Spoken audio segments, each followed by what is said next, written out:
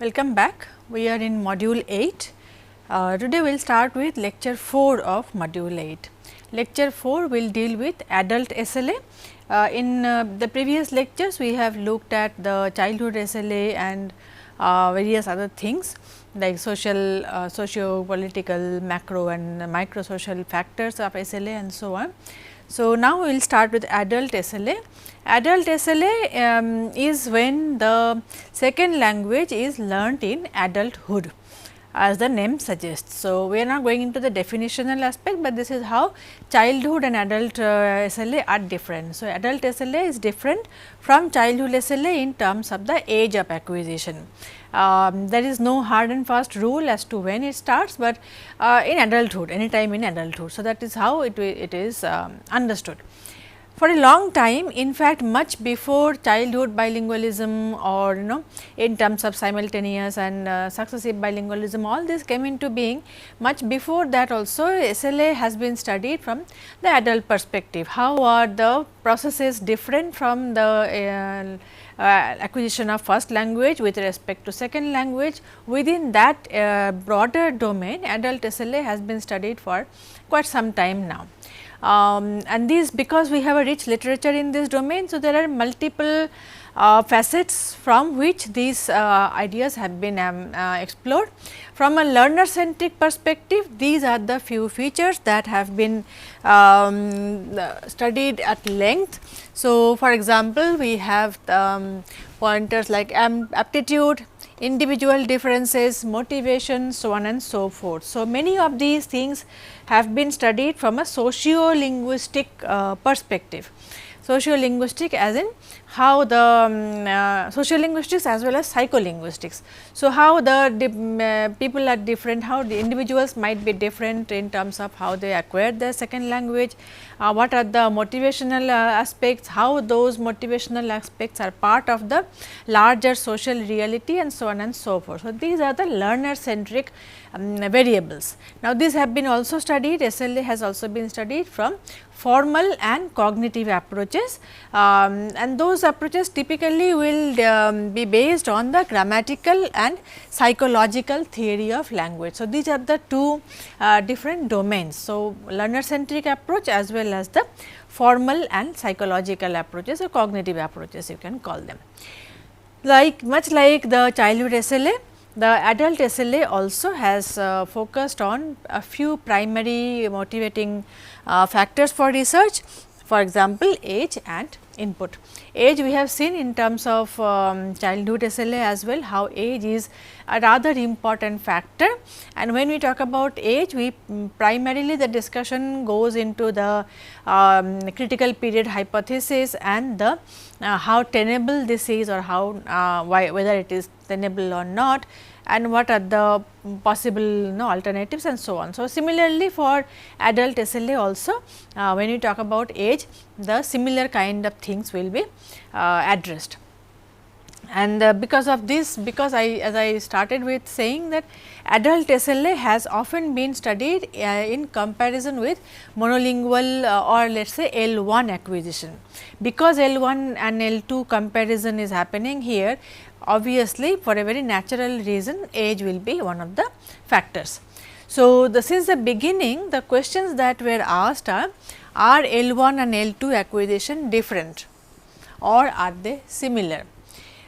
Do L2 learners achieve native like competence? In the initial a few decades back, the initial questions were this: are they same or are they different? How can they be same? Because one is learnt in early childhood as soon as you are born, and the adult SLA of course is learned in adulthood. So, what are the differences? What are the primary factors, and are adults capable of finally achieving native like competence? So, for a long time in language research or bilingualism or language acquisition research, all of these domains were the main focus in these domains was a comparison between monolingual and bilingual, because the monolingualism was considered to be the default state. So, because large part of the probably the western countries were largely monolingual, that probably is one of the reasons, but nonetheless monolingual and bilingual comparison remained the cornerstone of all this research for a very long time, as a result of which we see this kind of question. So, native like competence. So, native like as in the monolingual speaker of that particular language. So, if we are looking at English as L2, so, is my for example, I am not a native speaker of English, I am an L2 learner speaker of English. Now, my proficiency level needs to match with a monolingual speaker or at least L1 speaker of English, only then I will be called a good enough L2 speaker of the language. That was the idea before. So, that is why this comparison between L1 and L2 in terms of native like competence was the was a very recurring theme. So, a number of studies point towards the difference between these two, highlighting that L2 learners cannot achieve the native like competence. Most of the studies in those days, even now, they point out that it is not possible. Adult SLA learners will not be like native like, will not be speaking like natives. And the primary reason that was given is that later age of acquisition. So, there is a difference between L2 learner, adult L2 learner and L1 learner of the same language in terms of proficiency, because as the name suggests, L2 learners or SLA learners learn it later. Now, because of this, age has remained a long term variable to study within this domain. So, because the comparison between adult and child language, often the difference between these two groups would be based on the availability of universal grammar for the adult learners. Often from the formalist, from the formal approaches perspective of formal linguistics, the difference between these two were very often, if not always, very often hinged upon the idea of whether universal grammar is still available for the adult learners. It is there when you are learning your L1.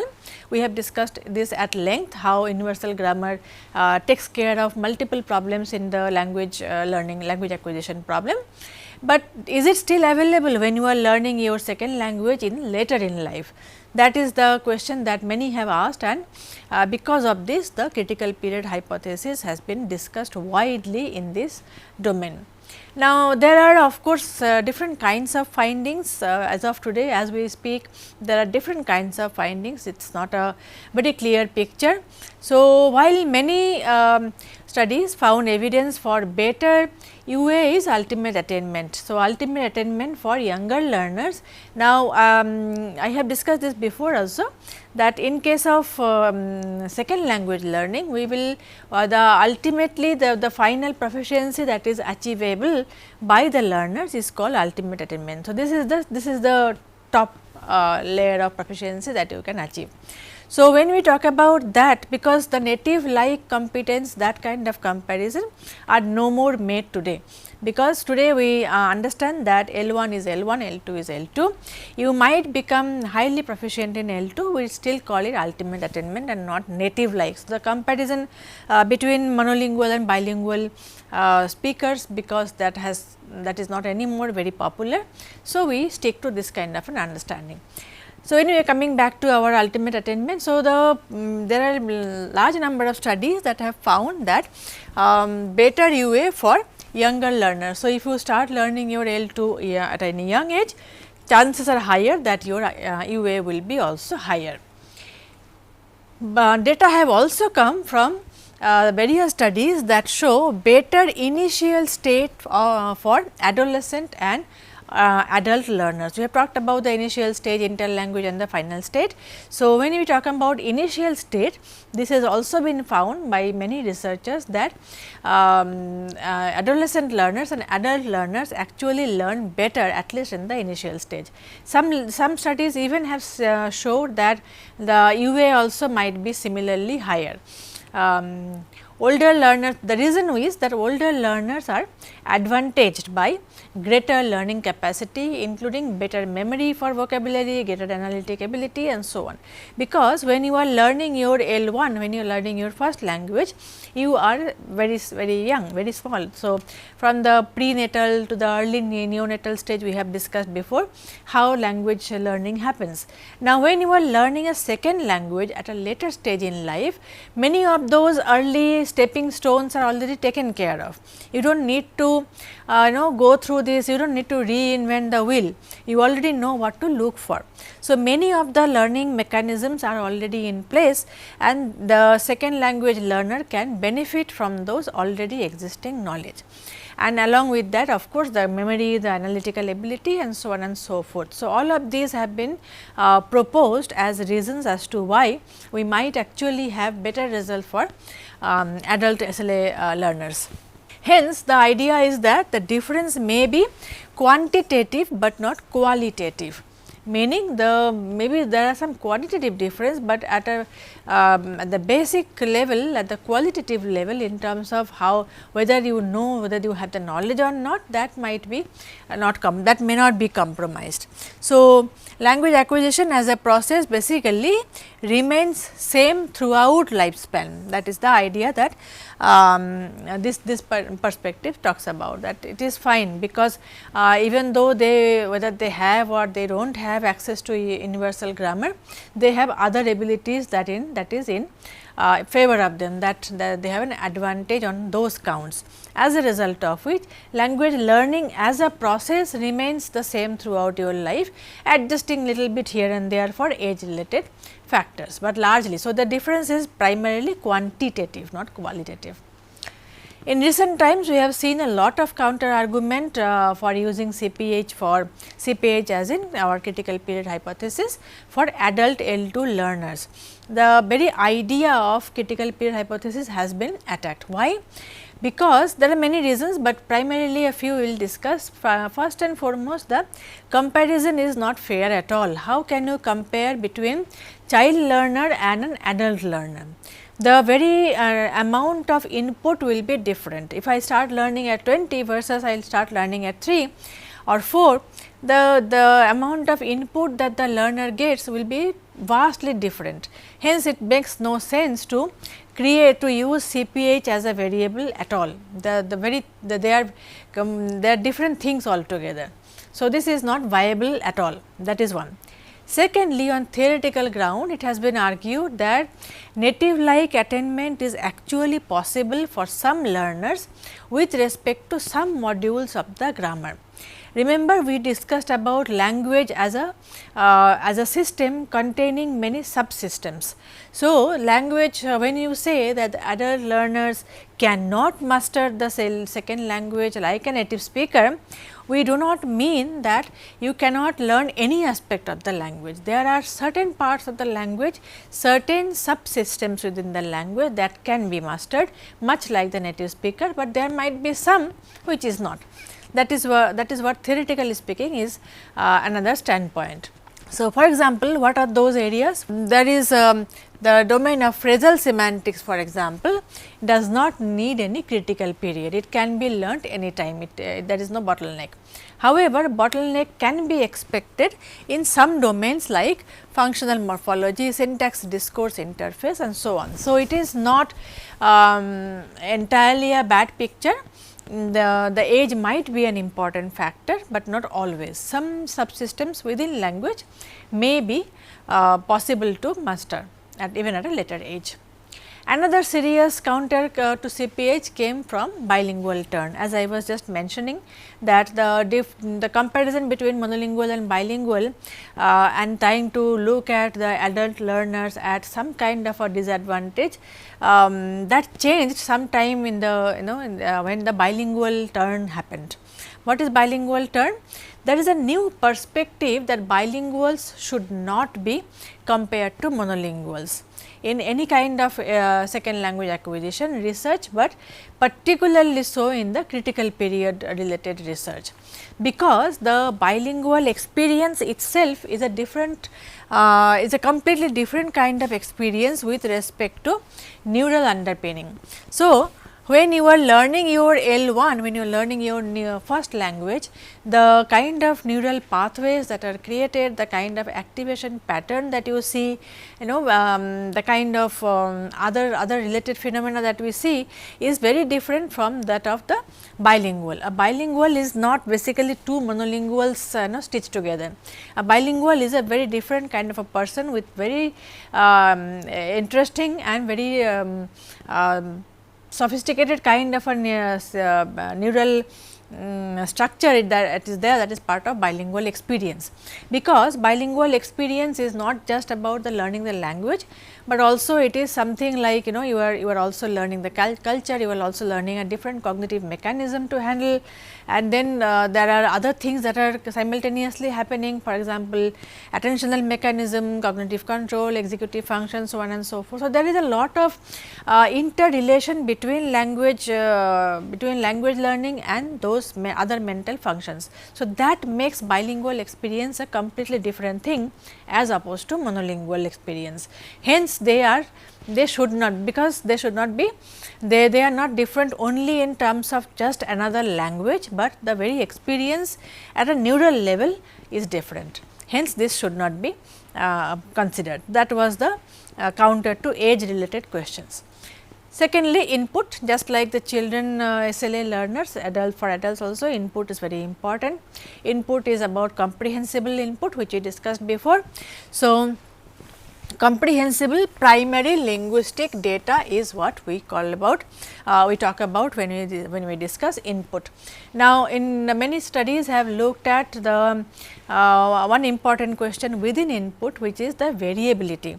If the input has a lot of variability or ambiguity in terms of the grammatical structures, this will have a serious impact on the ultimate attainment of the learners. So, for example, a very interesting study that was, there are many such, but this one is very well known. So, there is the difference between Mexican Spanish and Chilean Spanish. So, Spanish is spoken in both these countries. Now, there are very interesting differences between these two languages, even though it is the same Spanish, but the way the grammatical realization in certain domains happen, these languages differ, very subtle difference, but it is there. So, in specifically the phonetic realization of the plural morphology is what we are talking about here. So, in Mexican Spanish, plural is overtly realized. So, they have this S as marker. So, it is used on nouns, adjectives and determiners in Mexican Spanish. In Chilean Spanish, depending on various kind of socio-linguistic variables, this particular morphology may have different kinds of realization. So, it might go through various kinds of processes like lenition to aspiration and to nothing, as a result of which the Chilean Spanish has a very ambiguous or let us say variable input when it comes to the plural morphology. As a result of which what they found out was both younger and older Mexican children were significantly more accurate in using the plural marker than their Chilean counterparts. So, this is one interesting finding with respect to input, where you can have variability. We are not discussing it in more detail, because input has been already discussed in the previous lecture on when we talked about childhood bilingualism. Let us move on to interaction. This is yet another important factor in adult SLA. So, what is interaction? The conversational interaction. When we are learning, so a learner, between learner and the teacher, between learner and the native speaker of that language, different kinds of interaction might involve the L2 learner. Now, why is it important? It is important because, to quote Long, it helps learner connect input, internal learning capacity, particularly selective attention and output.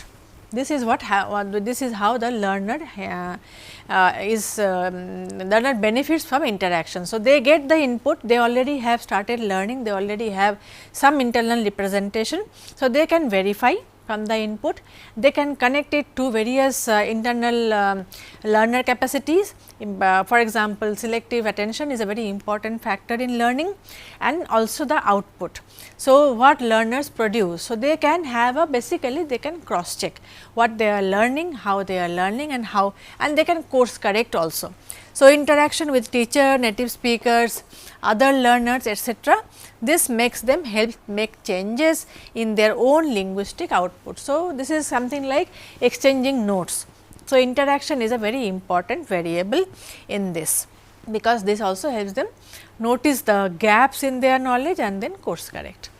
Empirical research also supports this idea that engaging in language interaction facilitates second language development. There are many findings in this regard. For example, in one particular study they looked at the pace of acquisition. So, the more the interaction, the faster that you learn your second language. So, there are many such studies that have been carried out.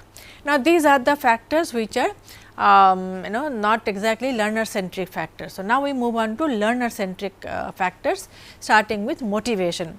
Motivation is almost commonsensical. For you to learn anything, you need to have motivation. You need to want to learn the new language. So, that is important. So, for in case of L2 acquisition, whether it is social or it is tutored setup, you need to have voluntary participation. You need to be attentive, you need to participate in the discussion, interaction, or whatever. Irrespective of what the input is, what the interaction, what the age is, if you are not voluntarily participating, you will not learn. So, that is the domain from where the idea of motivation comes in. So, the principal component of motivation as proposed by scholars is significant goal or need, desire to attain the goal, perception that learning L2 is relevant for fulfilling the goal, and so on and so forth, meeting the need and so on. So, these are the components of motivation. Based on the type, based on why the learner would like to learn a second language, there are different kinds of motivation. Mostly they are divided into two kinds, integrative and instrumental. So, integrative motivation, as the name suggests, it refers to the willingness to learn a language in order to identify with the community that speaks the language. So, you want to integrate with the speech community that speaks the L2 as L1. So, if I am trying to learn English, let us say I am trying very hard to learn the American English, because I am planning to migrate, and then I want to be and I want to assimilate easily within the host country. That kind of motivation is called integrative motivation. So, such willingness promotes SLA, because many researchers have pointed out. For example, Robert Gardner, his studies examine factors that affected French and English speaking Canadians learning a language of the other communities. So, through this he came up with the idea of this integrative motivation.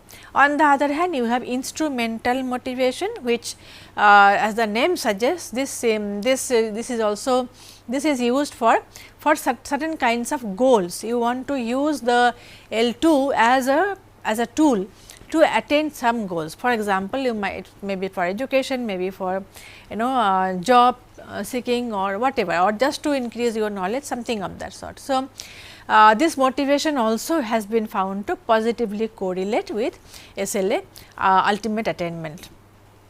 It may be a second language or even for foreign language.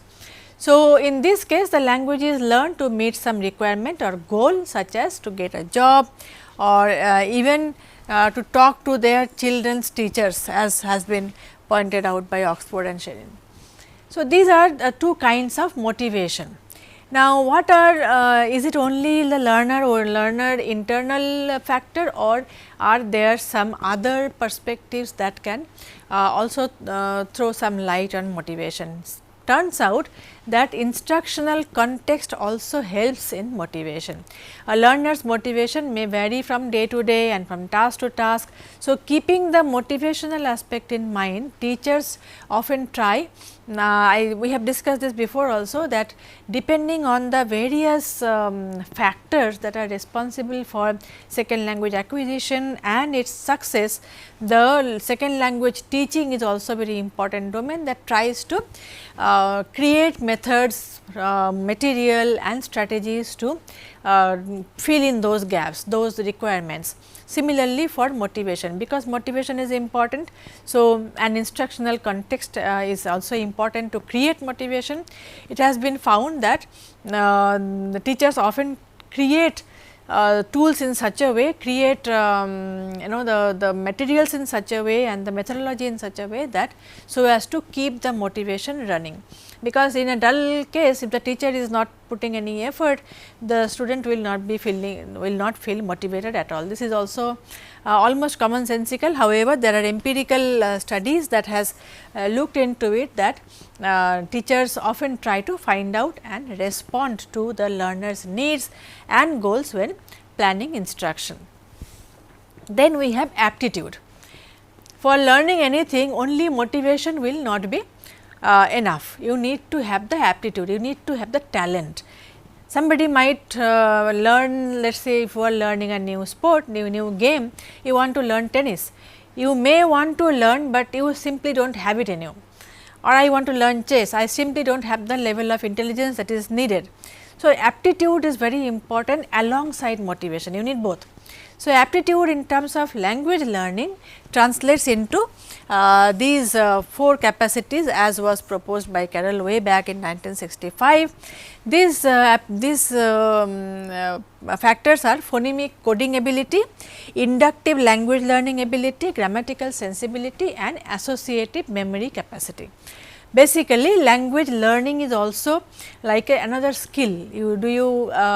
Some people learn language faster, some people take longer, and they all can be broken down to these 4 types of factors. So, phonemic coding ability is the ability of the learner to perceive the new input in terms of phonemes. So, this is important, because in order to create meaningful input, you need to understand, you need to have the ability to identify the new phonemes, right. So, this is where you will see beginning, the initial learners will make a lot of mistake, because the L1 is affecting their L2 perception. So, you take your L1 knowledge to L2 and the sounds are different, it takes you a little bit of time.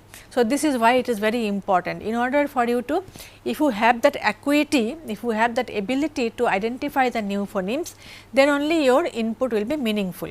Otherwise, it will all be a blur and will not get fully processed. So, that is why it is one of the most important ones.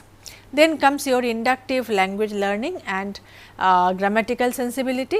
So, once meaningful input is collected, these 2 systems form the central processing of language structure. Remember, input, central processing and output we discussed before. So, in terms of central processing, these 2 things are important. So, inductive language learning ability and grammatical sensibility, because this is how you do these. With these 2 capacities, you infer a structure from the input, identify pattern, make generalization, recognize the grammatical function of elements and formulate rules. This is the level where the restructuring occurs. We talked about restructuring as well, I am not getting into it again. So, for the restructuring to happen, you need this kind of a this acuity, this sensibility, sensitivity is needed at the central processing level. Then comes the associative memory capacity. This refers to the way linguistic items are stored, recalled and used in L2 output.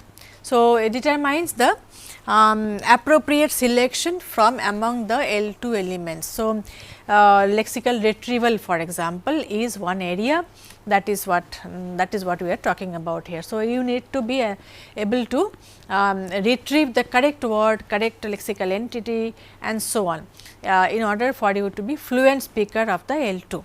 So, these are the primary features of the aptitude that Carroll had pointed out. Now, to be a good learner, one need not have all the 4 qualities. It is good if somebody has, but they can be you might have one ability in a better in a much more fine tuned manner and another ability a little less, it is fine, but you need to have at least a few of these 4, not all the 4, but maybe a few of these 4. So, this is one important point here.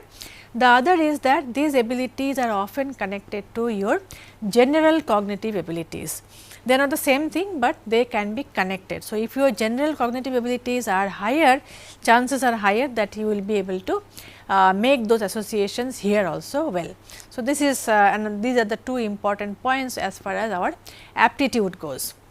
Now, this is a new theory, complex adaptive system, because we have seen already multiple factors, psychological, cognitive, social, learner internal factors, so on and so forth, all of them come together in a very complex manner in order for the learner to achieve proficiency in a second language. Now, based on decades of research taking into account all of these factors, the new theory has been proposed, which is called the complex adaptive system theory. This is nothing extraordinarily new.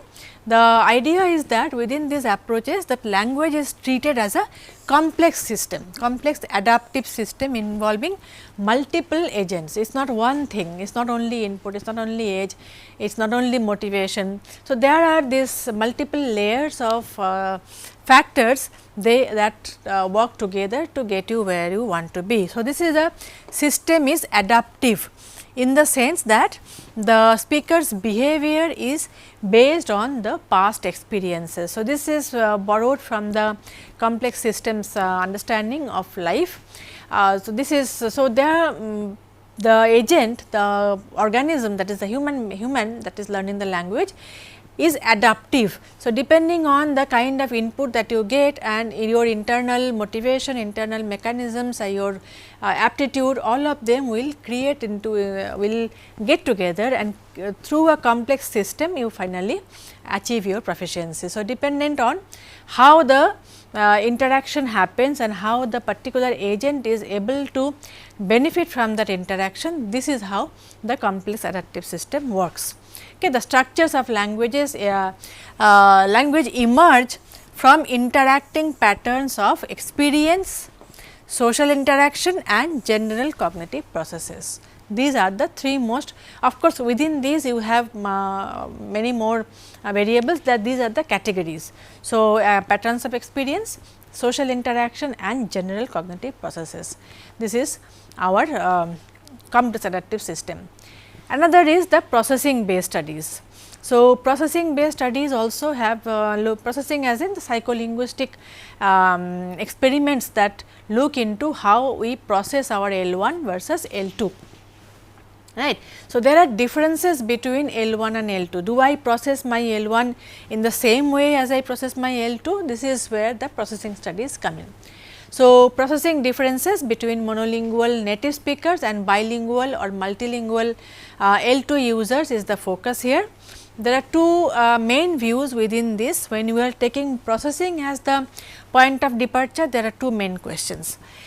The 2 main viewpoints. One is that L1 and L2 are processed in the similar way, because they are primarily the same kind of system. The other is that the processing of these 2 are different. These are the 2 viewpoints. So, in the similar view hypothesis says that processing mechanisms in the second language are essentially the same as in the first language. However, why do we still see the differences? Because when you compare L1 processing with L2 processing, when we say processing, we mean comprehension and production both. So, when you are trying to understand language, you are processing it, because you are taking the input and trying to, the central processing unit parses it into components and you make sense of it and all that. And you are also processing language when you speak, when you are articulating language yourself, both are processing. Now, we have seen that literature shows that there are some differences, subtle differences between L1 and L2 processing based on multiple factors. One of the most important factors is the age of acquisition. Similarly, proficiency is another domain. So, why do we see these differences? The idea is that ultimately the processing is the same, but there are some differences which are which is called the pressures of bilingualism, but ultimately the processing strategy remains the same, that is one. And hence the idea is that the difference is again quantitative and not qualitative. On the other hand, the researchers who believe that these two groups are not the same, they do not process L1 and L2 similarly, they from that perspective a theory has been proposed which is called the shallow structure hypothesis. Shallow structure hypothesis basically says that there are qualitative differences between L1 and L2 users. So, what is shallow processing then? Shallow processing is the kind of processing that depends on lexical knowledge, pragmatic routine, basic argument structure, etc. So, basically it is a very shallow level of processing. The L2 learners or L2 speakers cannot and do not process their second language in depth. They process it at a very shallow level. So, what do we mean by shallow? We mean that the processing remains within this confines, lexical knowledge, pragmatic routine and basic argument structure, but not the more fine tuned, more complex grammatical structures which native speakers do use. Now, native speakers can also use shallow structure, but as per this hypothesis L2 speakers have access only to shallow structures and not to the more deep knowledge of the syntactic rules. That is where the difference is. So, native speakers can use it sometimes, but this is the only type available to L2 speakers. So, there are multiple studies on these as to what are the basic structures that are apparently not available to L2 speakers. However, later findings show that L2 speakers actually do have access to them. Second language learners can also process their L2 in very complex mechanism as well. And another interesting counter that has come against the shallow structure hypothesis is from the native speakers themselves. What has been found out is that low educated or low reading span or non proficient native speakers also resolve to using semantic based processing most of the time, meaning shallow processing. So, it is not only that all native speakers will be able to process their language in the deeper sense of the syntactic rules. So, the complex syntactic rules are not always available to all native speakers. Who do not have access to it? Those native speakers who do not have adequate education, who have low reading span or who are less proficient. Typically, this will happen with lack of education, because with education you are exposed to more and more complex use of the same language. So, if you are not exposed to reading written language, chances are that the native speakers will, even if you are not a speaker, you will not have access to complex syntactic rules. So, probably this is a matter of exposure whether it is L1 or L2. Because the counter argument, as I just said, there are L2 speakers of various L2 English or French or whatever. If you have adequate knowledge of the language in terms of its literature, many other things, if you have read enough, you have written enough, chances are higher that your ultimate attainment will be approximating the native speaker, highly proficient native speakers language. So, this is also not a very, this also does not hold on many grounds. So, to sum up in this segment, adult SLA is a field where several different perspectives have come together and we have a very rich literature in this domain. So, as a result, this field has seen the emergence of new perspectives as well, that considers not only linguistic, social and psychological perspectives, but also the adaptive system lying in the intersection of all of these factors. Processing based studies are also trying to figure out the finer nuances. Of course, we have said that shallow structure hypothesis may not be always tenable, but there are many other different kinds of research that bilingual processing looks into, where we do see there are some differences between L1 and L2 processing. So, research is still going on. However, now we know that we need to look at the intersection of various factors, language learner internal and learner external. So, this is where we will sum up this, will wrap up this lecture. In the next lecture, we will look at some other topics, other connected domains. Thank you.